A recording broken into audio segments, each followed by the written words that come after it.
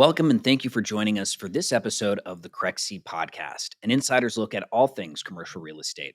I'm your host, Yannis Papadakis, Business Development Manager here at Crexi, and today we are thrilled to be sitting down with Kevin Swill, CEO of 30 Capital Financial. Before we dive in, a little bit about our guest. Kevin Swill is the CEO of 30 Capital Financial, a commercial real estate debt advisory firm and pioneer in the defeasance space.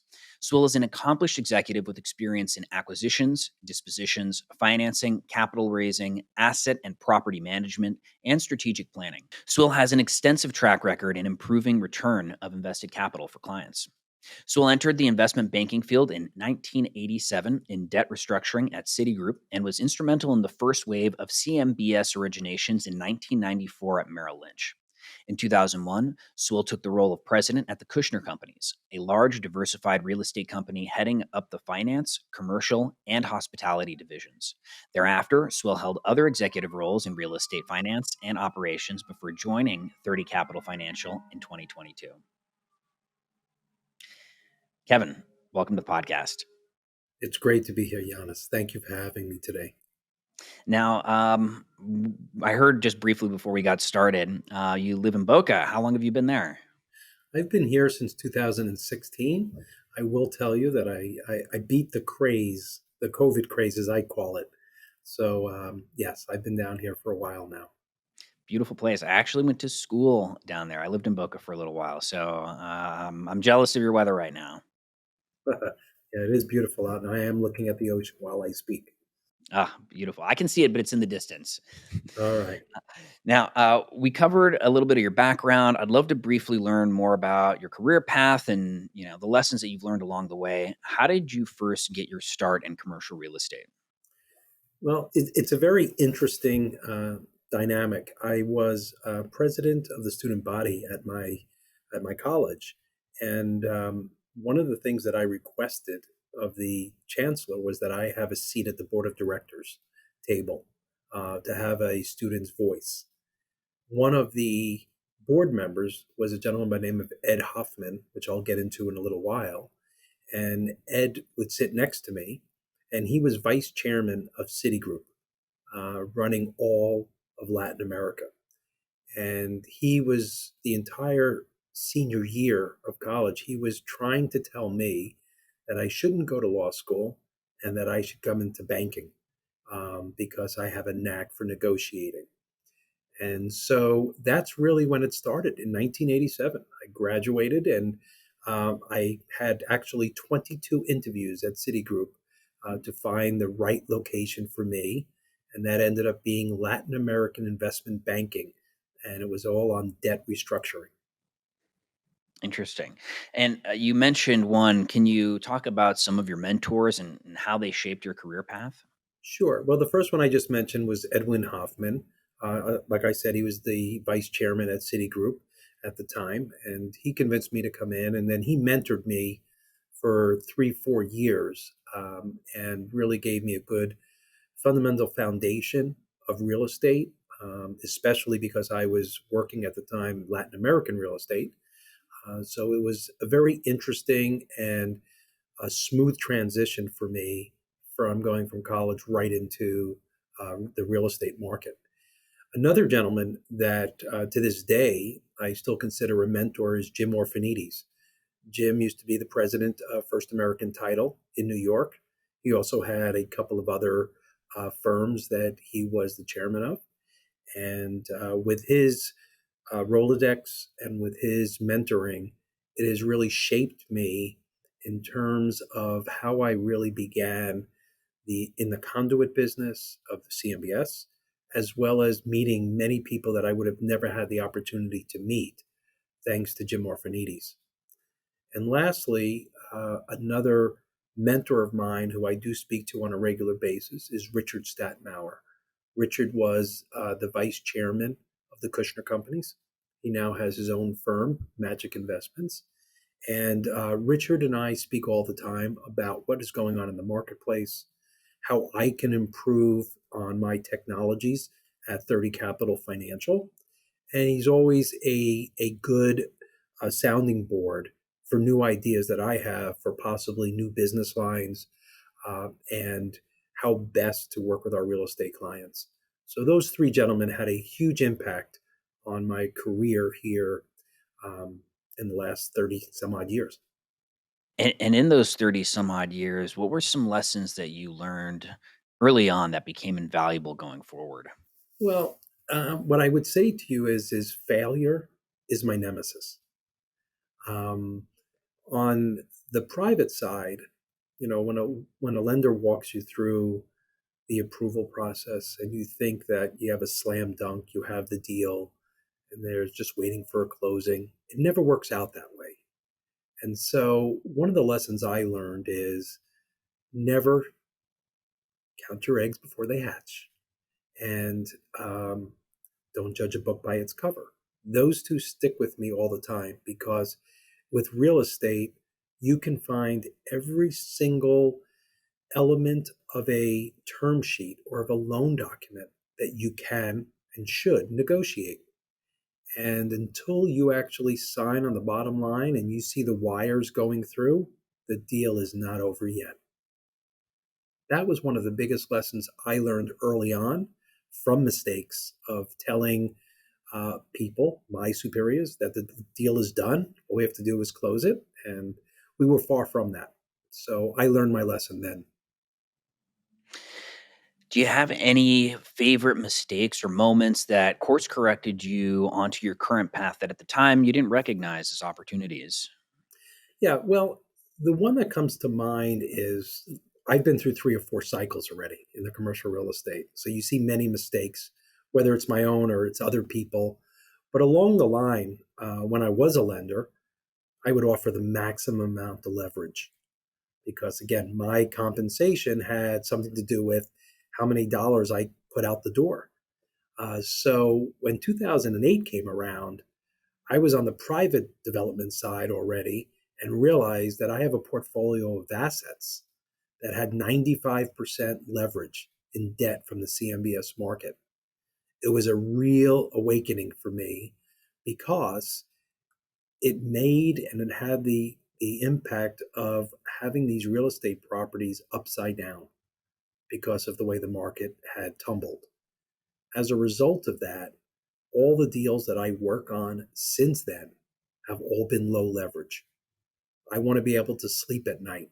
And the way I sleep at night is having low leverage so that market corrections are not going to affect my real estate portfolio. And speaking of market corrections, we're moving quickly through 2023. What is the current state of the multifamily sector? Well, the multifamily sector is interesting. What I can say on a national basis is that we still have demand far outpacing supply. There are millions and millions of people that do not have proper housing, and that is a problem. And so, for me, I look at multifamily as the least risky of asset classes. I think that if people have long-term fixed rate loans, they should be able to weather the storm as long as their maturity is not going to happen in the next year or two. I think that with multifamily, if you purchased a value add property and you took a floating rate loan, yes, you may have some concerns, and I'm sure we'll speak about that shortly. But I think that the multifamily business and industry is usually insulated from these market downturns because of the fact that most are long term 10-year fixed rate loans. So there are different things to look at, and one of them is understanding where your assets are, understanding your operations, understanding the submarket, Right. understanding where the economics are. Right. And I mean, you've set the table for us. So why don't we dive into today's topic, LIBOR, SOFR, and the upcoming transition? To provide some context, can you share the history of LIBOR rates? Sure. Well, first of all, LIBOR stands for the London Interbank Offered Rate. Uh, that's the acronym, is LIBOR. And it's the reference rate at which the large banks indicate that they can borrow short-term wholesale funds from one another on an unsecured basis. In recent times, though, it serves two purposes: as a reference rate and as a benchmark rate. Most of the commercial real estate industry uses it as a reference rate for short-term floating rate financial contracts like swaps, futures. And it really started in the 1960s. And in 1986, it was finally formalized and created a governance process. So I would tell you that LIBOR, for the most part, became part of the commercial real estate world in 1986. It changes every day, the rate, and it's based on a collection of rates and currencies from approximately 10 different large banks, which is a problem, which we will speak about. So that is what LIBOR is. If you want to now understand the introduction of SOFR, SOFR is the secured overnight financing rate. It is a broad measure of the cost to borrow cash overnight, collateralized by Treasury securities. So really, the difference between the two is that LIBOR is based on a panel of banks that give their input and collectively come up with a rate every day. SOFR is just the cost of borrowing cash overnight, and it's collateralized by Treasury securities. So long story short, in and around 2012, after the crisis, when there was a lot of scrutiny and a lot of investigations, it was determined that many of the lenders were actually misbehaving, I should say, is the best way of putting it. And as a result of that, they were manipulating the LIBOR index. That resulted in over $3.5 billion in settlements. And really, that was the beginning of the end of LIBOR, starting in 2012. However, in 2017, it was announced that it would phase out LIBOR benchmark by the end of 2021, which it did. So that is really the definition of LIBOR, the definition of SOFR, and why LIBOR really went away was because of the investigations and noticing that these large financial institutions were manipulating for profit the index. Right. Now, what does the upcoming June 30th deadline mean for current property owners? Who needs to be concerned about the change, and what do they need to do to be prepared? So, as I said, LIBOR stopped being used as a reference index in December of 2021. After that, everything that you would get on a floating rate would be based on the SOFR index. So if you've received a loan starting in 2022, you most likely have a SOFR-based loan. If you have legacy loans prior to that were LIBOR-based, you have until June 30th of this year to convert your LIBOR contract to a SOFR contract, because June 30th, there will no longer be any LIBOR.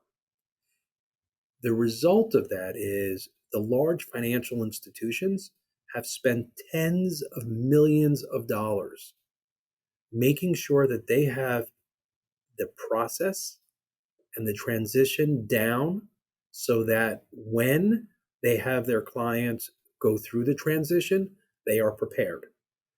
Preparation is extremely important here. And after 2017, there have been some financial institutions and lenders that actually put fallback language in their notes and in their loan agreements regarding the LIBOR expiring in 2021. And there is two ways that the fallback language can work. It can either be acceptable fallback language, or it can be unacceptable, which can be negotiable, or it was silent altogether. And so starting this past January, many servicers, many lenders are starting to organize their lists of all of their clients that have LIBOR-based contracts. And they're notifying them that it's time to start considering the transition from LIBOR to SOFR. And that's what really June 30th is all about. How should property owners approach working out new agreements with their lenders? Good. That's a very good question, Yannis, because really what my organization does, 30 Capital Financial, is extremely important because we're all about education, which is one of the reasons why we set up an academy that's accredited. And that is, we want to educate the borrowers. We want to educate the borrowers and we want to educate the servicers. And what I mean by that is we have two experts on staff that have been on the derivatives desk for more than 20 years. They understand LIBOR and SOFR implicitly. And as a result of that, they are offering their time to teach borrowers, especially the mamas and the papas and all the people that got on the bandwagon of real estate, in the 2000s all the way through to today. And many of them don't understand it. Many of them don't even know that they have a LIBOR indexed base and whether there's fallback. So how they should approach it is this. If they go back to their loan documents and they see, or their promissory note, and they see that it's a LIBOR-based loan, they should call a consultant, because doing this alone is not going to help you at all. There are some documents that say, well, on June 30th, we're going to convert, and here is your new rate. Well, it doesn't really hold true. Like I said earlier, everything is a negotiation, and everything can be worked out in a very amicable way. Our consultants are very, very well experienced. They have the expertise in LIBOR to SOFR. We've done a lot of training on our staff. So I would say people should start calling. They can, if they utilize our service, we would review their loan document for them if they want and confirm the language. And they really need to understand before they make a decision to do the transfer. And the reason I say that is because if you have a hedge attached to that LIBOR loan, you are going to have to terminate that cap and purchase a new cap. And that is something that becomes very complicated, and it's absolutely advisable to have a consultant walk you through that process. So that's what I would say about property owners that are approaching this and what they should start doing now. Yeah, don't try to climb that mountain alone. There are Sherpas that are well versed in dealing with this that you should absolutely uh, go to and seek their expertise. What are some of the most common strategies you see in how lendees and lien holders are negotiating these deals? Well, I think that the way that they're approaching it's a little early, because of the fact that so many of the borrowers that currently have LIBOR-based loans on their books still are in that wait and see mode. And when I hear that, it becomes quite frustrating, because as of yesterday, as an example, believe it or not, SOFR was below LIBOR. When 2022 was upon us after they stopped the LIBOR, SOFR was about 10 to 12 basis points higher. So at 10 to 12 basis points higher on a very, very large loan, that could be extremely expensive when you do the transition and the conversion over to SOFR. But as I'm speaking here today on this podcast, it's just about the same. And we don't know what it's going to be or how different it's going to be in June. We don't even know the economic environment in June. So I advise people start early, learn everything, and then make a calculated decision with the knowledge of how to move forward. Excellent. It's great advice. And would you say that through your experience and working through this with clients, how long does the process take? Is it protracted? Is it a protracted process? Let's say somebody calls you, they send you over their loan documents. How long does it typically take for you to understand, the nature of their loan and kind of get the ball rolling and, from Sure. beginning to end? Well, from the time that the client sends us the loan documents and we have the loan documents, we can probably have that done in 30 minutes. Because again, we know exactly what to look for, where to look for it, and then understand the language, all the different variables. We've seen it all. So that would be the first phase. But what takes some time is working it out with the servicer, working it out with the lender if it's just, a balance sheet lender, and it's understanding that language. As I said, if there's very, very straightforward language that on, 30 days before June 30th, it's going to convert, then, they have their established date and whatever SOFR is on that date, it will be.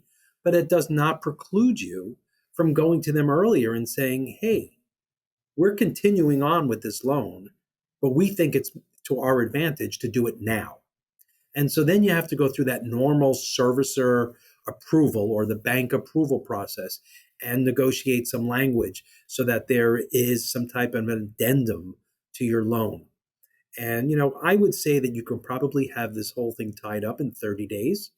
Hopefully, it can go a little quicker because, as I said earlier, a lot of the servicers, a lot of the banks have spent tens of millions of dollars preparing for this June 30th.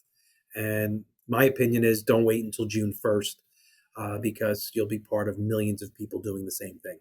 Right. Well, thank you for that overview. Now that we have a better understanding of the LIBOR SOFR changeover, what does it mean for the current debt market? So, I mean, the impact of the LIBOR transition on the financial services industry will be high, given that it is used to price and hedge cash and derivative instruments.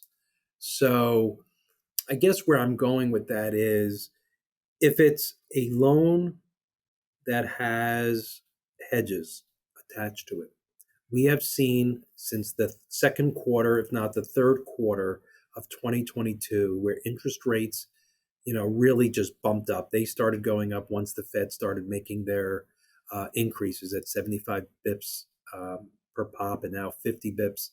And of course, most recently, only 25 bips.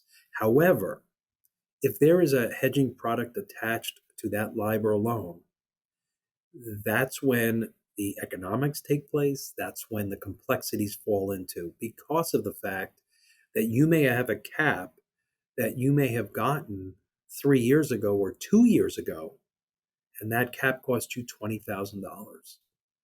And then you look at it in January of 2023, and that same cap could be like $700,000. Wow. So yes, it's gone up, and it's actually curtailed a lot of borrowers from getting floating rate loans because lenders are demanding, if you will, to have a hedging product in place. Hmm. So the impact is more critical to borrowers that have a cap or a swap associated with their transaction. Now, what I will say as an afterthought is that the pricing on caps have started to dip. I don't know, it's not going to go down to where it was over a year ago, but it has started to dip a little.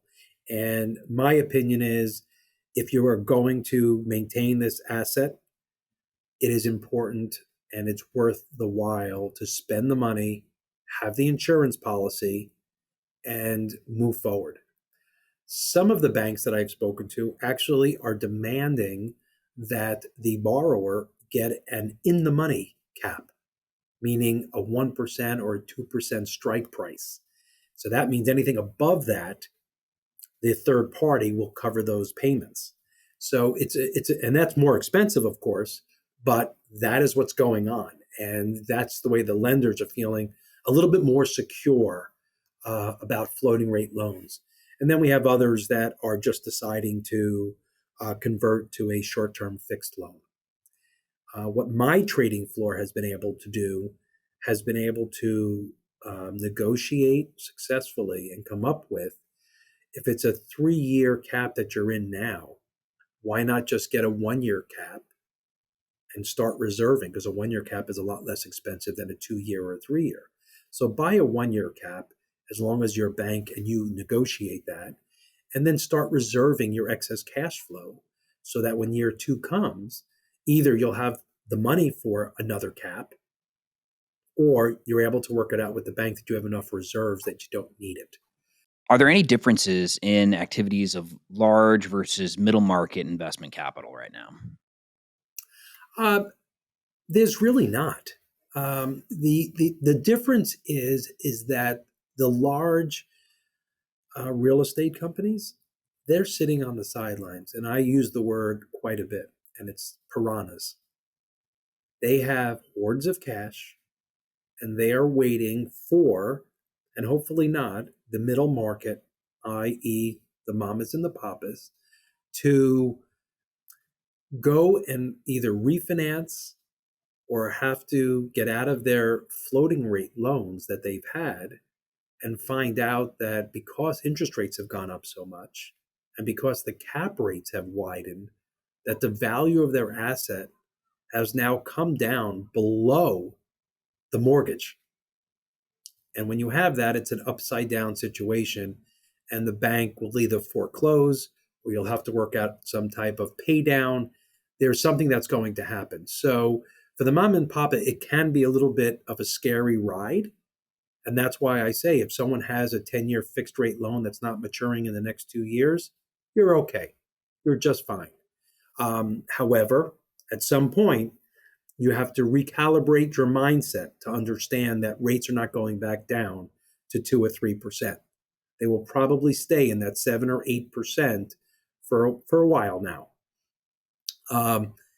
But the larger institutions, yeah, they're waiting on the sidelines. They have all this capital. We all know that there's capital, an abundance of capital out there, but they're waiting to see who falters and who doesn't. Hmm. What is the impact of these rate adjustments on the current market transaction velocity? For example, how is it impacting the bid-ask spread, Mhm. between seller expectations and buyer specifications? Yeah, it's interesting. I was on a panel the other day, and someone had stated that the way they look at it is, um, we have the buyers are in 2008 or 9, and the sellers are in 2021. And what I mean by that is the sellers still believe that the value of their asset has almost doubled. Right. And it really has not. It's come down quite a bit. And the people that are buying are watching the market. So they understand that the values of the assets are much lower. So we're still at a point where there is a huge gap between the bid and the ask. But I believe that now that the Fed has agreed, if you will, to America's demand and has lowered the rate in which they are increasing the Treasury, is maybe we'll have one more increase at 25 bips, and then after that, we believe it'll soften out, maybe even go down a little bit, and therefore it's all a matter of educating. It's all a matter of people understanding that, you know what, if I still have real estate and I want to sell it, yeah, I might have missed the boat, but you're still probably making out pretty well. And if you need to sell, then you sell. But you have to understand where the market has gone. Right. Right. And I mean, on that note, what are the most crucial things that sellers need to know and, how to best position themselves, with this changeover? Okay, so this is something that I speak quite often about, Giannis, and that is right now I look at 2023 and I tell all of our clients this, and I tell all of our staff and our sales team the same. There is technology, and we have proprietary technology, which is understand your asset, understand your portfolio. There's no rush. What people seem to do, let's say multifamily, for example, for the last 3 years, their way out of this inflation and supply chain problems and widening of the caps has been to just keep raising rents. And we know that over the last, whatever, 24, 36 months now, rents have gone up on average of about 25 to 30%. So rental income is outpacing inflation. And here's where the big boom is. What people fail to recognize is that their expenses outpace their rental income. And so, what I suggest, and I've gotten many calls about this, is understanding every asset you have. Understand your expenses, because eventually you're going to price yourself out on rental income if you're just relying on that. And to go one step further, we have now brought to market a proprietary asset management platform. So all properties have a property management system that helps them with the bills, helps them with the rent, all of that. What we're able to do is now put a layer on top of that. And what we do is we have algorithms and we have data going back 20 years.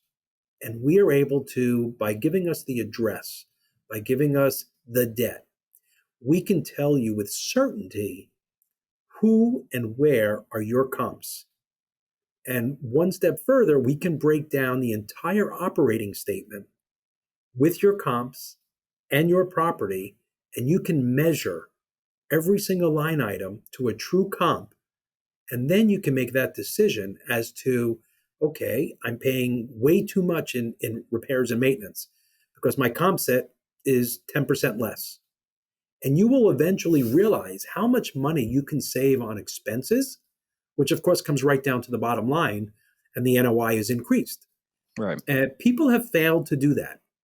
And that's why we like to fill those niches. And that's why we came up with this 30 Capital Performance Group. And we have, statistics, we have graphs, we have charts, and all of that really does help the borrower better understand where their asset is or where their portfolio is. Impressive.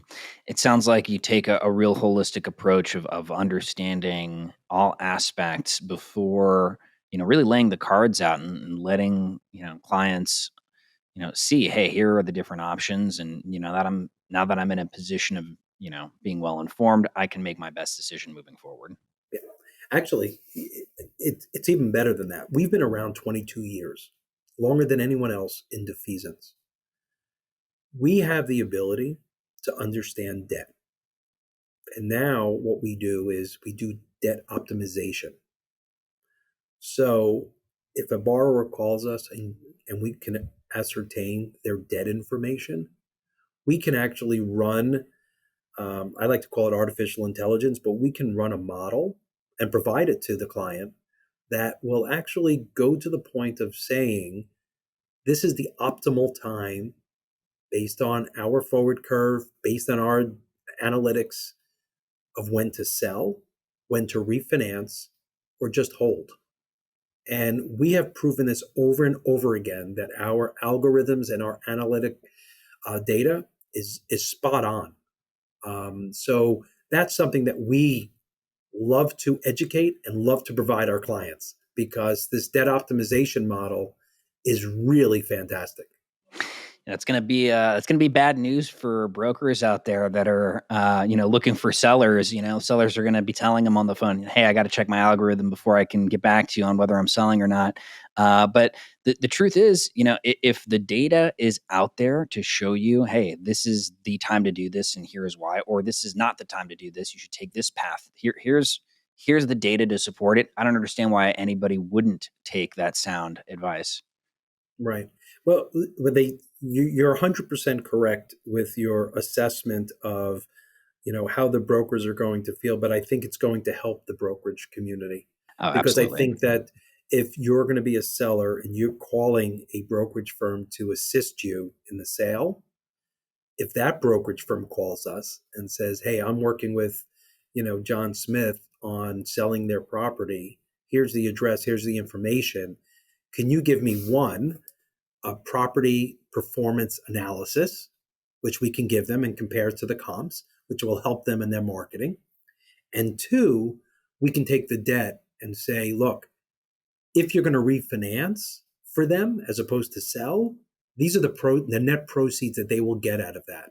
And we would include, if there's a defeasance component, we would include those costs. We would include everything so that the client will see the net effect of a refinance, how much equity they're getting back for themselves and or their investors.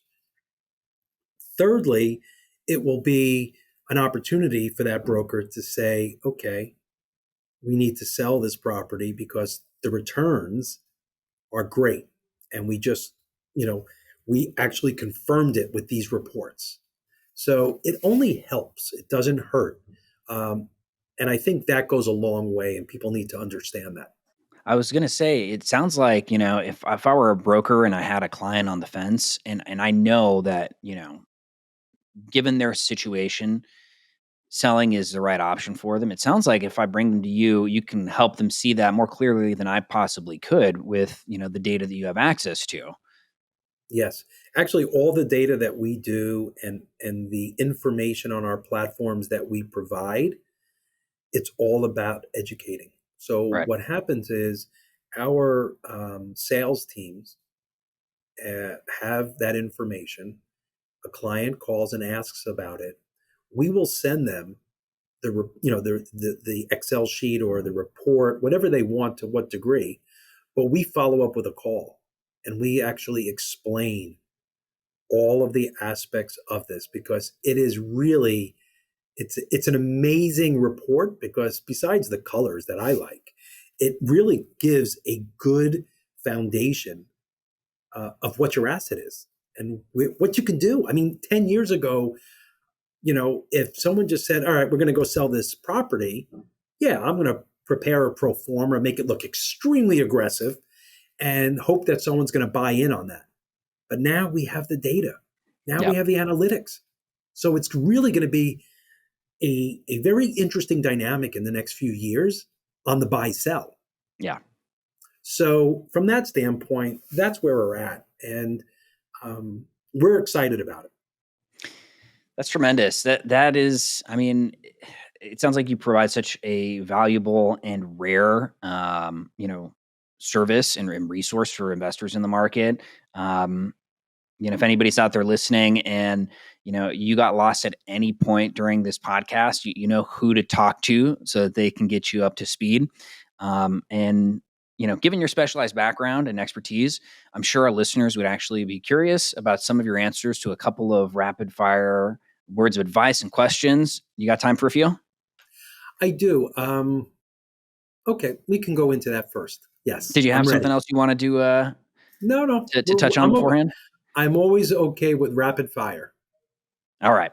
Well, we'll start with this one. This one's a favorite. If you were given $10 million today, tax free, and you had to invest it immediately, a Brewster's Million scenario, what would your go to asset type and location be, and why?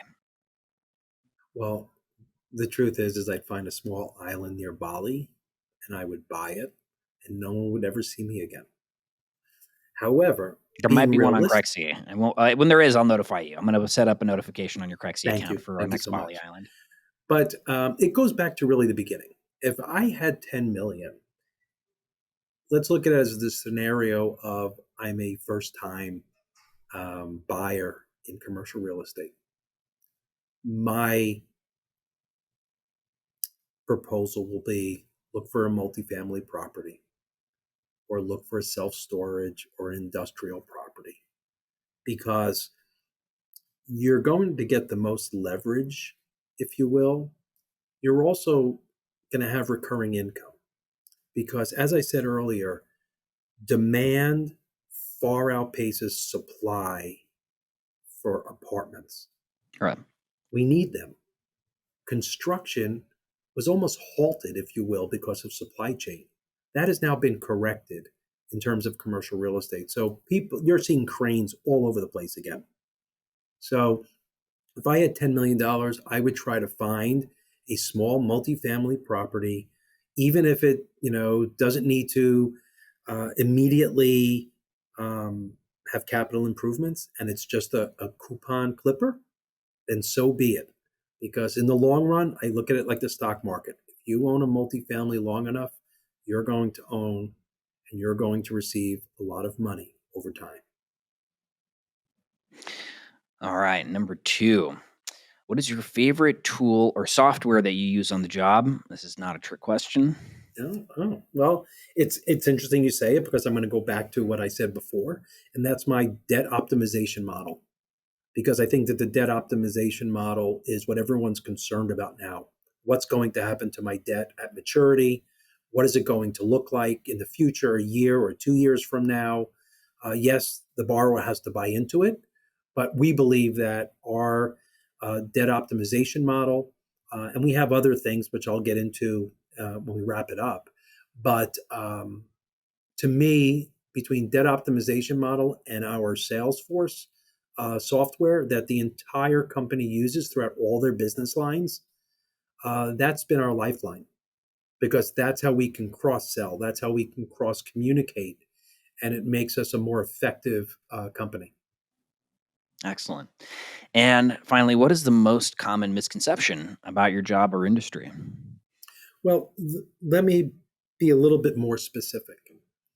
30 Capital Financial, at one point when it was started in 2000, went under the name of Commercial Defeasance and then had a great tagline, which was Defease with Ease. And That is a good everyone in one. the industry knows Defease with Ease. Now, Defease with Ease is part of 30 Capital Financial. 30 Capital Financial owns Defease with Ease and Commercial Defeasance. And we've been rebranding over the last few years. However, where the biggest misconception is about our company is that we don't just do defeasance. We have a full trading floor that we do hedging products. We do derivatives. We, do the caps for you. So we have that part of the business. We're a successive borrower. We do 70% of the market share of the successive borrower part of defeasance. And then we have the whole other side of the house, which if you're in real estate, you love technology. So we like to look at ourselves as a technology company that's in real estate. And that is where, if the misconception is that we are a technology company in real estate. And we have grown from defeasance to, as I said, a trading floor. We also have a legal compliance platform where people can put all of their loan docs and their partnership agreements in, and they can create their own org charts, and it'll help you remind you of when certain documents are due, whether they're government documents like a registered agent or whether it's your taxes, whatever. That system will allow you to do it. And then when you're ready to refinance or sell, you just call your lawyer and you say, here's access to the portal. You don't need to charge me thousands and thousands of dollars just to get the documents. Right. It's all in one spot. And then we go one step further. And when you get there, you can click on the documents that you think you need. And we'll do that for you. And it goes right into the portal again. So our company has really grown. And I always use the example, think of an office building. You come through the front doors, and where are you? You're in a lobby. And that's why we call it lobby CRE. That's our engine. That's our deliverable. And when you're in the lobby, you might have 5 or 6 doors to enter into. One might be defeasance. One might be hedging. One might be our legal compliance. Another one might be the performance group. And the performance group is, as we said earlier, that is our analytical and our algorithms to tell you how you compare to the market and your comps. So you can go into that one. So there are so many different vehicles that we have grown and have now complemented each other so that it can become a one-stop shop for anyone in real estate. And in addition to all of that, as I said earlier, 2 years ago, the founder, Rob Finlay, gave me the mandate to create an academy. And I am one who mentors a lot of people because I have been mentored. So as a result of that, we created an academy that is open to anyone. And we have, in the first year, we had a debt and equity optimization class, which was 8 weeks long with tests and quizzes. And we had experts come in, which were CEOs of companies, very high, important, and well recognized names that would teach the class. And then we also have one for the data, for data analytics, same type of thing. In 2023, we now expanded. So now we have an on demand waterfall class, we have an underwriting class. So it's all a matter of educating. And that is the premise. If you're educated and your consultant is willing to take that time and do it, which we are, that's our big premise, is our white glove treatment, you'll be very, very satisfied. And I think the market's going to learn a lot more from our technology. Fantastic. Kevin, thank you so much for joining us and sharing your insights. I know you're very busy, and we really appreciate you spending the time to sit down with us. Thank you. You're quite welcome. There's one thing about me, Yannis, and that is I love to promote education and real estate and finance and putting it all together with technology.